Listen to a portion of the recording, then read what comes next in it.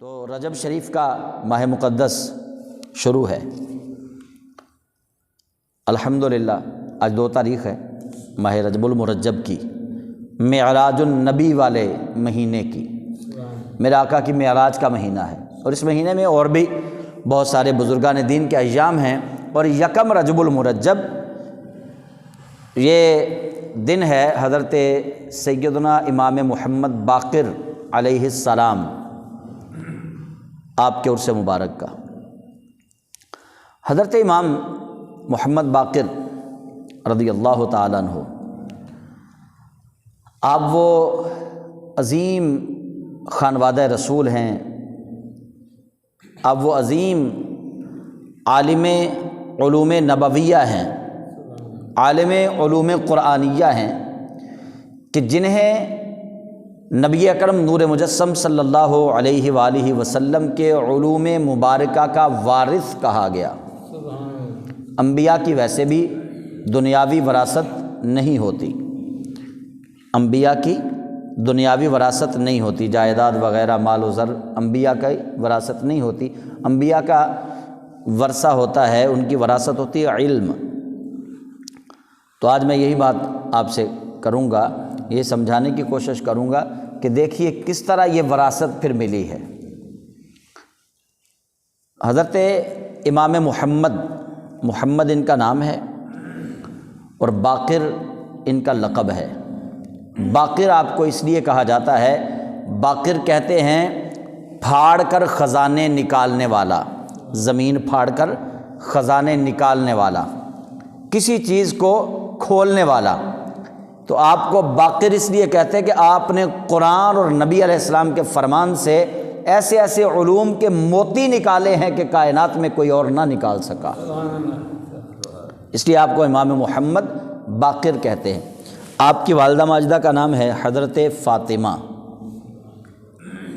اور آپ کے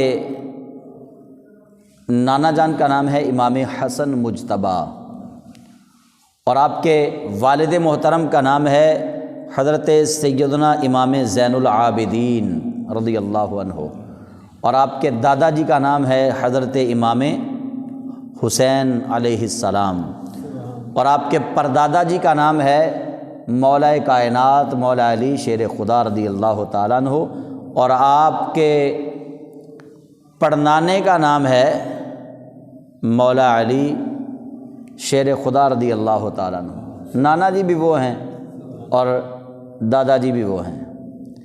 کیا آپ امام حسن مجتبیٰ کے نواسے ہیں؟ امام حسن مجتبیٰ آپ کے نانا جی، اور مولا علی آپ کے پڑنانا جی۔ آپ امام حسین کے پوتے ہیں، امام حسین آپ کے دادا جی، مولا علی آپ کے پڑدادا جی۔ کیسی خوبصورت نسبت ہے۔ تو حضرت امام محمد باقر آپ سے جو ملتا ہے وہ حسنین کریمین سے بھی ملتا ہے، اور محمد مصطفیٰ سے بھی ملتا ہے۔ آپ کا نام محمد ہے، نبی علیہ السلام نے پہلے ہی بشارت دے دی۔ حضرت جابر بن عبداللہ صحابی رسول ہیں رضی اللہ تعالیٰ عنہ، وہ نبی محتشم کے بارگاہ میں بیٹھے ہیں۔ اللہ کے حبیب علیہ السلام نے فرمایا کہ تم میرے نواسے سے ملو گے، زین العابدین سے بھی ملو گے، اور پھر زین العابدین کے بعد ان کے بیٹے سے بھی ملاقات کرو گے۔ فرمایا اس کا نام ہوگا محمد، وہ علوم کا ماہر ہوگا، بہت بڑا عالم ہوگا، اور نبی علیہ السلام نے فرمایا جب اس سے ملو تو پھر میرا سلام دینا۔ اس کا نام ہوگا محمد، جب اس سے ملاقات ہو تو میرا سلام دینا۔ تو حضرت جابر بن عبداللہ رضی اللہ تعالیٰ عنہ صحابی رسول کی جب ملاقات امام محمد باقر سے ہوئی تو آپ نے پھر یہ واقعہ سنایا۔ امام محمد باقر علیہ السلام آپ خود اس واقعہ کو نقل فرماتے ہیں کہ حضرت جابر بن عبداللہ رضی اللہ تعالیٰ عنہ نے مجھے یہ واقعہ سنایا نبی علیہ السلام کا، اور پھر مجھے سلام دیا حضور کا، اور پھر حضرت جابر بن عبداللہ رضی اللہ تعالیٰ عنہ یہ اس وقت نابینا ہو چکے تھے آخری عمر میں۔ تو جب ملاقات ہوئی تو امام باقر علیہ السلام آپ نے بتایا کہ میرا نام محمد ہے، لوگ مجھے باقر کہتے ہیں۔ تو انہوں نے کہا پھر اپنا ہاتھ آگے بڑھائیے۔ ہاتھ آگے بڑھایا تو حضرت جابر بن عبداللہ انصاری آپ کے ہاتھ مبارک پر بوسے دینے لگے۔ یہ محبت ہے صحابہ کی اہل بیت سے، یہ محبت ہے صحابہ کی اہل بیت سے۔ ایک طرف مقام یہ ہے کہ جابر بن عبداللہ انصاری نے سرکار دو عالم کا حیات ظاہری والا زمانہ پایا، نبی علیہ السلام سے فیض حاصل کیا، دوسری طرف عالم یہ ہے کہ اللہ کے حبیب علیہ السلام کی نسل کے اس فرد کی آپ محبت کے اندر ان کے ہاتھوں کے مبارک بوسے لے کر دنیا والوں کو بتا رہے ہیں کہ صحابی ہونا بھی بڑے شرف کی بات ہے، لیکن جس کا صحابی بھی حیا کرے وہ محمد مصطفیٰ کی آل کا پھول ہے۔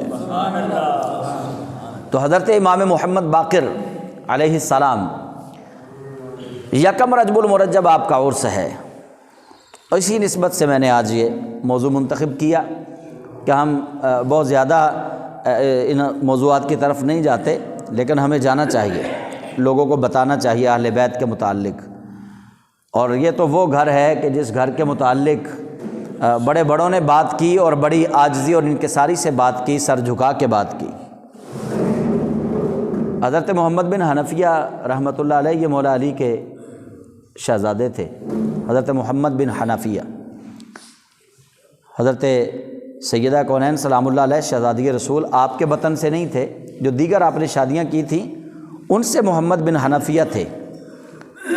تو یہ نہروان کی جب جنگ ہوئی تو لوگوں نے حضرت محمد بن حنفیہ کو تھوڑا سا ان کو بھڑکانا شروع کیا حسنین کریمین کے خلاف۔ ان کا تم بھی علی کے بیٹے ہو، یہ حسن اور حسین بھی علی کے بیٹے ہیں، لیکن جب مصیبت کا وقت آتا ہے تمہیں آگے کر دیتے ہیں تو خود پیچھے ہو جاتے ہیں۔ حضرت محمد بن حنفیہ چونکہ مولا شیر خدا کے آپ شہزادے تھے تو آپ فرمانے لگے تم مجھے میرے والد سے بے وفا بنوانا چاہتے ہو، میرے والد کے بارے میں میرے دل میں نفرت ڈالنا چاہتے ہو۔ فرمایا تم نہیں جانتے حسن میرے والد کا دایاں رخسار ہے، حسین میرے والد کا بایاں رخسار ہے۔ یہ امام محمد بن حنفیہ فرما رہے ہیں۔ آپ فرماتے ہیں اور میں اپنے والد مولا علی کے ہاتھ ہوں۔ فرمایا تم نے سنا نہیں کہ جب کوئی کسی کے گال کی طرف تھپڑ مارنے کا ارادہ کرتا ہے تو بندے کے اپنے ہاتھ فوراً آگے آ کے اس کا دفاع کرتے ہیں۔ فرمایا میں اپنے بابا علی کے دو رخساروں کا دفاع کر رہا ہوں، چونکہ میں ہاتھ ہوں نا، اس لیے فرمایا جب گال پر مصیبت آنے لگے، کوئی بندہ گال کی طرف منہ کی طرف اشارہ کرے یا مارنا چاہے، ہاتھ فوراً آگے آتا ہے۔ فرمایا اس لیے میں تو ان کے ہاتھ ہوں۔ فرمایا تم نے یہ تو نسبت بتا دی کہ میں بھی علی کا بیٹا ہوں، وہ بھی علی کے بیٹے ہیں۔ فرمایا اگلی نسبت کا حیا کرو نا، کہ میری ماں تو شہزادی رسول نہیں ہے نا، ان کی تو ماں شہزادی رسول ہے، وہ فاطمہ زہرا کے لخت جگر ہیں، لیکن میری ماں تو فاطمہ نہیں ہے نا۔ یہ امام محمد بن حنفیہ کہہ رہے ہیں، جن لوگوں کو پتہ ہے نا کہ ان کے در کا ادب و احترام کیا ہے، وہ بھائی ہوتے ہوئے بھی غازی عباس علمدار کی طرح، یہ بھی مولا علی کی اولاد ہیں، لیکن وہ بھی یہی کہتے ہیں میدان کربلا میں، بے شک میں علی کا بیٹا ہوں، لیکن لوگوں سن لو میری ماں فاطمہ زہرا جیسی نہیں ہے، میری ماں شہزادی رسول جیسی نہیں ہے۔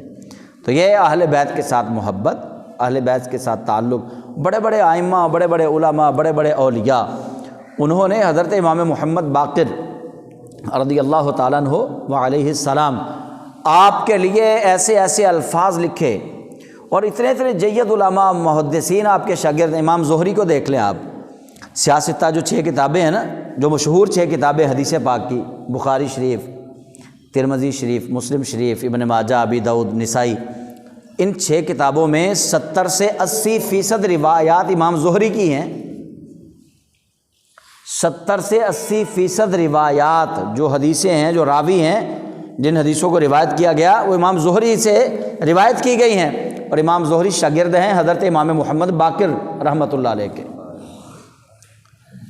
امام باقر علیہ السلام کے آپ شاگرد ہیں امام زہری۔ امام اعمش بڑا نام ہے، امام اوزاعی عبد الرحمن اوزاعی رحمۃ اللہ علیہ بڑا نام ہے محدثین کی صف میں، اور پھر ایک اور بڑا نام ہے جن کو دنیا امام اعظم ابو حنیفہ کہتی ہے، وہ امام باقر کے شاگرد ہیں۔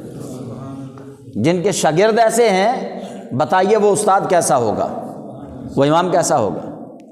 حضرت امام محمد باقر رضی اللہ عنہ وعلیہ السلام، آپ سے علوم قرآن کے بارے میں پوچھا گیا، آپ نے خزانے لوٹا دیے۔ آپ سے علوم زبور کے بارے میں پوچھا گیا، آپ نے وہ راز افشاں کیے کہ جو زبور کے علماء تھے وہ ہکا بکا رہ گئے، آپ سے تورات اور انجیل کے بارے میں سوالات کیے گئے، آپ نے وہ جوابات دیے جو سوال لے کر آئے تھے، وہ وہاں سے لوٹے تو یہ کہنے پر مجبور ہو گئے کہ اللہ کی عزت کی قسم اس روئے زمین پر امام باقر سے بڑا عالم دین کوئی نہیں۔ یہ جو سوال کرنے والے تھے ان کا نام تھا ابو نافع، یہ ابو نافع ان کا نام تھا، اور یہ بڑے جلیل القدر عالم دین تھے، تابعین کے صف میں بڑا ان کا نام تھا۔ ہشام بن عبد الملک، چونکہ حضور کی اہل بیت سید زادے آج تک یہ محسود ہیں،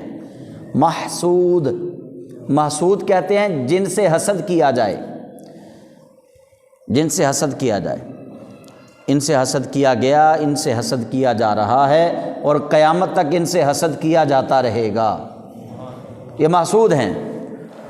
تو ہشام بن عبد الملک یہ بڑا نکما انسان تھا، جتنے بھی حکمران آئے انہوں نے ان کے بارے میں کوئی اچھے خیالات نہیں رکھے۔ میں حکمرانوں کی بات کر رہا ہوں، خلفائے راشدین کی بات نہیں کر رہا۔ خلفائے راشدین تو ان کی غلامی میں سر جھکاتے تھے۔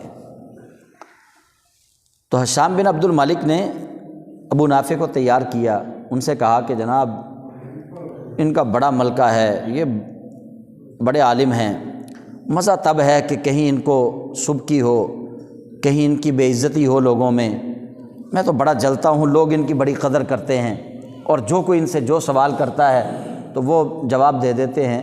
تو آپ ایسا کریں، آپ زبور کے، تورات کے، انجیل کے، قرآن کے عالم ہیں، تو آپ جائیے ذرا، آپ امام باقر سے سوالات کیجئے، آپ ان کو ذرا لاجواب کیجئے۔ تو ابو نافع آتے ہیں، آپ سے سوالات کیے چاروں کتابوں کے متعلق، اور جب وہاں سے اٹھے ہیں تو پھر کیا کہ اٹھے ہیں کہ اللہ کی عزت کی قسم ہے، روئے زمین پر ان سے بڑا عالم میں نے نہیں دیکھا، اس وقت روئے زمین پر یہی بڑے عالم ہیں۔ اور دوسری بات کیا کہی؟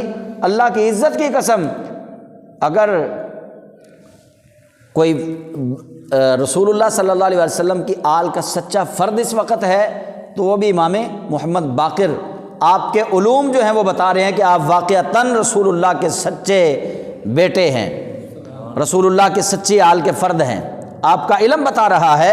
اس سے پوچھا گیا تمہیں یہ بات کیسے پتہ چلی؟ تو امام نافع کہتے ہیں یہ بات اس لیے پتہ چلی کہ رسولوں کی جائیداد زر نہیں ہوتا، وراثت نہیں ہوتی، رسولوں کی جائیداد ہوتی ہے علم، اور آپ کا علم بتا رہا ہے کہ رسول خدا سے جو ان کو وراثت ملی ہے بڑی بے مثال ہے، یہ ہے وہ وراثت۔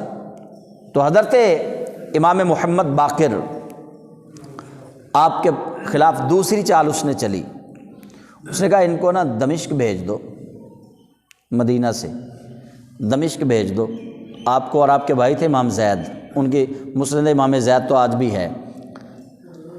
تو امام ابو حنیفہ رحمۃ اللہ علیہ نے جتنی فقہ حنفی بنائی ہے اس میں امام زید کی مسند دیکھ لیں، اور امام ابو حنیفہ رحمۃ اللہ علیہ کے جو مسائل ہیں ان کو دیکھ لیں، پتہ چلے گا کہ امام ابو حنیفہ نے وہی مسائل حضور کی امت کو دیے ہیں جو امام محمد باقر نے دیے ہیں، اور بندے کا دل یہ ماننے پر مجبور ہوگا کہ اہل بیت نبوی سے جو نماز کا طریقہ ملا ہے وہی امام ابو حنیفہ نے حضور کی امت کو بتایا ہے۔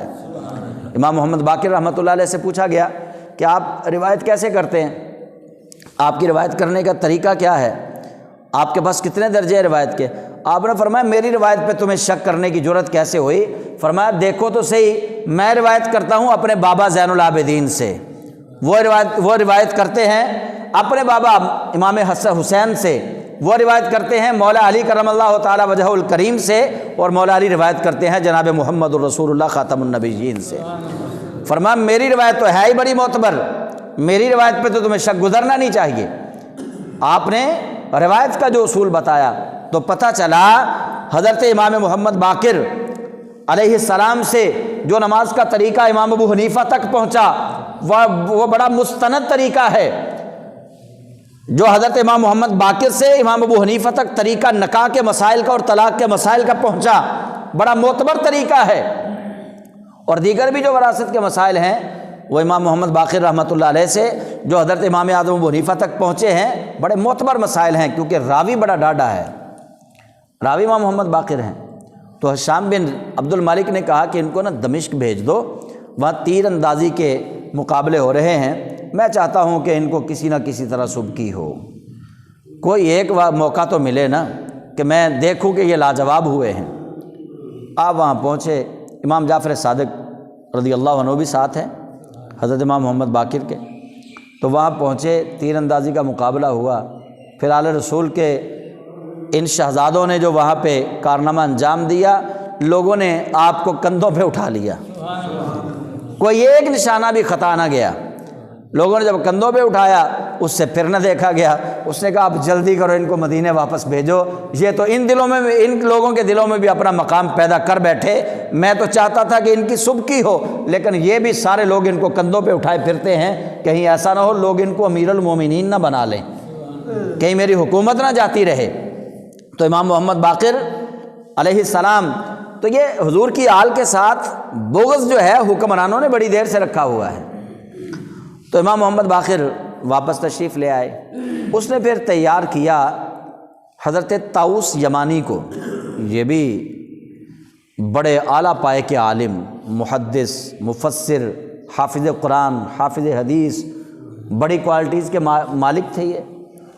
تو طاؤس یمانی کو تیار کیا، اس نے کہا کہ اب تمہارا کام ہے، تم کر سکتے ہو یہ کام، اگر تم سے بھی یہ لاجواب نہ ہوئے تو بڑا کام خراب ہوگا، کیونکہ ہشام بن عبد الملک جو تھا یہ دیکھتا تھا کہ لوگ ان کے ہاتھ چومتے ہیں، لوگ ان کے آگے نہیں چلتے، لوگ ان کو پیٹ کر کے نہیں چلتے، لوگ ان کے سامنے نظر نیاز کے ڈھیر لگاتے ہیں، یہ قبول نہیں کرتے، لوگ ان کے پیچھے پیچھے پھرتے ہیں، یہ لوگوں سے بچتے پھرتے ہیں، اور مجھے کوئی پوچھتا نہیں ہے، مجھے کوئی پوچھتا نہیں ہے۔ وہ بیٹھا تھا خانہ کعبہ میں کہ حضرت امام محمد باقر آپ طواف کے لیے تشریف لائے، تو لوگوں کا ایک ہجوم آپ کی طرف، لوگ والہانہ محبت کے ساتھ ادھر، تو یہ اس کے پاس ابو نافع بیٹھے ہوئے تھے، وہ کہنے لگے آپ وقت کے حاکم ہیں، اور وہ دیکھ لیں وہ حاکم بھی نہیں ہیں لیکن لوگ ان کے پیچھے پیچھے ہیں۔ تو ہشام بن عبد الملک کہنے لگا کہ یہی چیز تو میں ختم کرنا چاہتا ہوں کہ میں خانہ کعبہ میں آتا ہوں، لوگ مجھے پوچھتے نہیں، یہ امام محمد باقر خانہ کعبہ میں آتے ہیں یا زین العابدین آتے ہیں یا ان کی اولاد کا کوئی ایک بچہ آتا ہے، چھوٹے چھوٹے بچے آتے ہیں تو لوگ ان کو کندھوں پہ اٹھاتے ہیں، لوگ ان کے پیچھے پیچھے پھرتے ہیں، میں یہی تو چاہتا ہوں کہ ان کا وقار کم ہو، ان کی قدر کم ہو، لیکن کوئی مجھے طریقہ نہیں مل رہا کہ میں ان کو لاجواب کر سکوں، کوئی ایسا کام نہیں مل رہا کہ جس سے ان کی سبکی ہو، یہ لوگوں کے اندر تھوڑا ان کا مقام کم ہو۔ میں دیکھتا ہوں کہ آئے روز ان کی شان جو ہے وہ بڑھتی رہتی ہے۔ اس کو پتہ نہیں تھا نا، اللہ نے اپنے محبوب سے وعدہ کیا ہے وَرَفَعْنَا لَكَ ذِكْرَكَ، اللہ کا تو وعدہ اپنے محبوب سے کہ محبوب تیرا ذکر تیرے لیے بلند کرتا رہوں گا، تو حضور کی آل کا ذکر بھی تو در حقیقت حضور سید عالم ہی کا ذکر ہے۔ تو طاؤس یمانی بڑے عالم تھے، اس کو بھیجا، اس نے کہا کہ یہ میدان اب تم سر کرو گے۔ اب یہ بھی بڑے عالم تھے، پچھلی کتابوں کے بھی عالم تھے، قرآن پاک کے بھی عالم تھے، حدیث کے بھی عالم تھے۔ انہوں نے آ کر 14 کے قریب سوالات کیے آپ سے، امام محمد باقر سے۔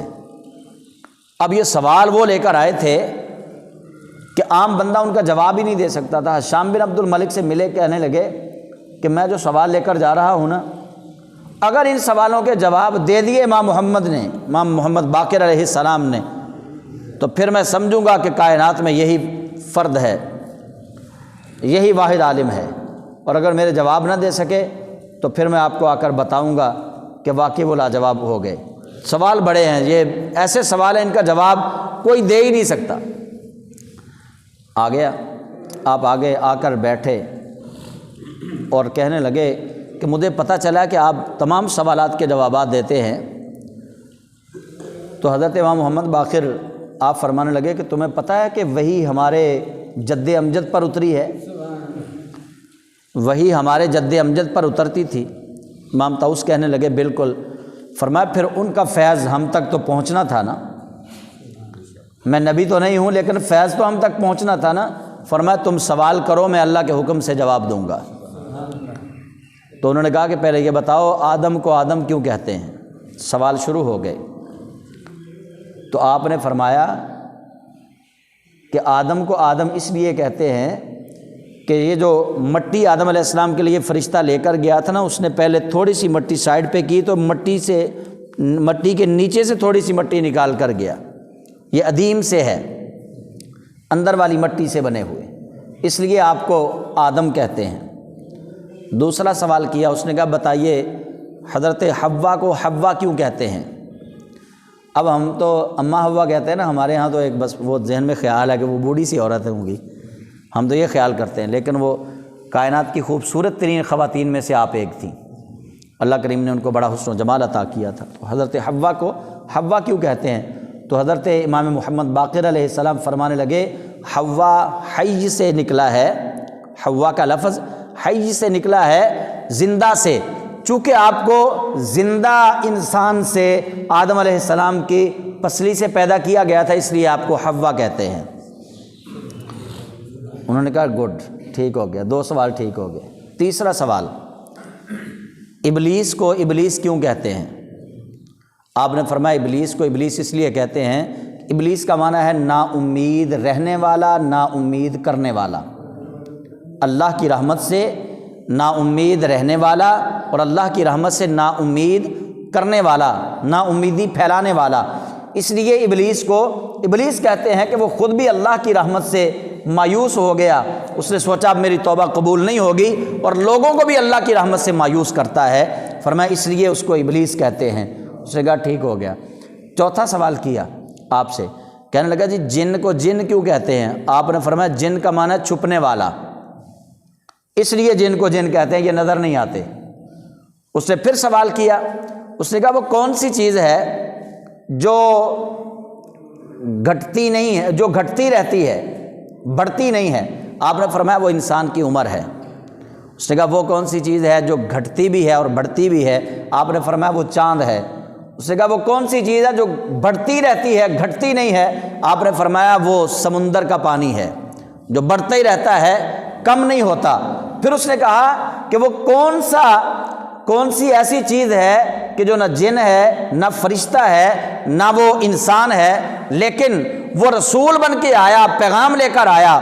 حضرت امام محمد باقر علیہ السلام مسکرائے، آپ نے فرمایا وہ کوا تھا جو اللہ کا پیغام لے کر آیا، قبیل کو دفن کرنے کا طریقہ بتانے کے لیے آیا تھا۔ پھر اس نے سوال کیا، انہوں نے سوال کیا کہ بتائیے کہ وہ کون سی ایسی شے ہے جو نہ جن ہے، نہ فرشتہ ہے، نہ انسان ہے، لیکن وہ نذیر بن کے آیا، نذیر بنا، قرآن نے اس کو نذیر کہا۔ آپ نے فرمایا وہ چیونٹی تھی جس نے سلیمان علیہ السلام کے لشکر کو دیکھ کر اپنی بقیہ چیونٹیوں کو ڈرایا تھا۔ وہ کہنے لگے یہ بھی ٹھیک ہو گیا۔ اچھا یہ بتائیے کہ وہ کون سا ایسا پرندہ ہے جو ایک بار ہی اڑا، وہ طائر بنا، اڑا پھر دوبارہ نہیں اڑا؟ آپ نے فرمایا وہ کوہ طور ہے، جو بنی اسرائیل والوں کو ڈرانے کے لیے اللہ کریم نے ایک بار اس کو اڑایا تھا، ان کے سروں پہ آیا تو وہ اللہ کو مان گئے، پھر وہ اپنی وہاں جگہ پہ چلا گیا۔ یہ کوہ طور تھا جو ایک بار ہی جس نے اڑان بھری ہے۔ اس نے پھر سوال کیا کہ بتائیے وہ کون سا روزہ ہے جس کے اندر کھایا بھی جا سکتا ہے، پیا بھی جا سکتا ہے؟ تو آپ نے جواب دیا، آپ نے فرمایا وہ سیدہ مریم نے روزہ رکھا تھا، وہ روزہ تھا چپ کا روزہ، ان کی شریعت میں جائز تھا، ہماری شریعت میں ناجائز ہے۔ امام طاؤس یہ سوالات کرنے کے بعد کہنے پر مجبور ہو گئے کہ اللہ کی عزت کی قسم ہے اس روئے زمین پر آپ جیسا عالم دین میں نے نہیں دیکھا۔ یہ امام محمد باقر ہیں، حضور کی آل کے فرد، یہ حضور سید عالم کے خانوادہ سے ہیں، حضور کی آل کے شہزادے ہیں۔ ان کا علم اتنا بے مثال ہے تو سید عالم صلی اللہ علیہ وسلم کے علم کے کیا کہنے۔ آپ زہد میں، تقوی میں، ورع میں، لوگوں کو نفع پہنچانے میں امام محمد باقر علیہ السلام کا ثانی کوئی نہیں تھا۔ اور آپ نے ایک بار کہا کہ آج میں اللہ کی ایسی حمد کروں گا کہ کبھی کسی نے ایسی حمد کی نہیں ہوگی۔ لوگ حیران ہو گئے کہ کیسی حمد کریں گے آپ؟ جب آپ سواری پر بیٹھنے لگے تو آپ نے فرمایا الحمدللہ، سواری پر بیٹھ کر یہ فرما دیا الحمدللہ۔ لوگوں نے کہا حضور یہ فرمایا تمہیں پتہ نہیں اس کے مفہوم کا، اس کے مفہوم کا تمہیں پتہ ہی نہیں ہے کہ کائنات کی جتنی خوبیاں ہیں وہ ساری کی ساری اللہ کے لیے۔ فرمایا اس میں نے کائنات کے اندر جو خوبیاں ہیں، جو تعریفیں ہیں، وہ ساری کی ساری اللہ کے لیے کر دی، اور میں کیا کروں۔ تو حضرت امام محمد باقر علیہ السلام آپ کو نبی اکرم نور مجسم صلی اللہ علیہ وآلہ وسلم سے وہ خاص انس حاصل ہے، وہ خاص نسبت حاصل ہے کہ آپ حسنی سید بھی ہیں اور حسینی سید بھی ہیں، جیسا میں نے شروع میں بتا دیا کہ آپ کے نانا جی ہیں حضرت امام حسن مجتبیٰ، اور آپ کے دادا جی ہیں حضرت امام حسین سید الشہداء، اور آپ کے پڑنانا اور پڑدادا جی ہیں مولا علی کرم اللہ تعالی وجہہ الکریم۔ تو یہی وجہ ہے کہ آپ کو باقر کہا گیا کہ آپ علوم و معارف کے خزانے لٹانے والے تھے۔ حضرت امام محمد باقر علیہ السلام کو زہر دیا گیا اور آپ کی شہادت ہوئی یکم رجب المرجب کو، اور اللہ کے حضور چلے گئے، لیکن آپ کا نام آج بھی زندہ ہے، آپ کا کام آج بھی زندہ ہے۔ یہ جو فقہ حنفی ہے، جیسے ہم نماز پڑھتے ہیں، جیسے ہم نماز جنازہ پڑھتے ہیں، جیسے طلاق اور نکاح کے مسائل ہیں ہمارے، تو یہ سارے مسائل حضرت امام محمد باقر علیہ السلام آپ کی فقہ ہیں۔ وہی مسائل سارے امام جعفر صادق تک پہنچے، امام جعفر صادق رضی اللہ تعالیٰ عنہ سے وہی مسائل امام اعظم ابو حنیفہ رحمۃ اللہ علیہ تک پہنچے۔ ہمارے امام اعظم آپ ڈائریکٹلی امام محمد باقر کے بھی شاگرد ہیں اور امام جعفر صادق رضی اللہ تعالیٰ عنہ کی بھی شاگرد ہیں۔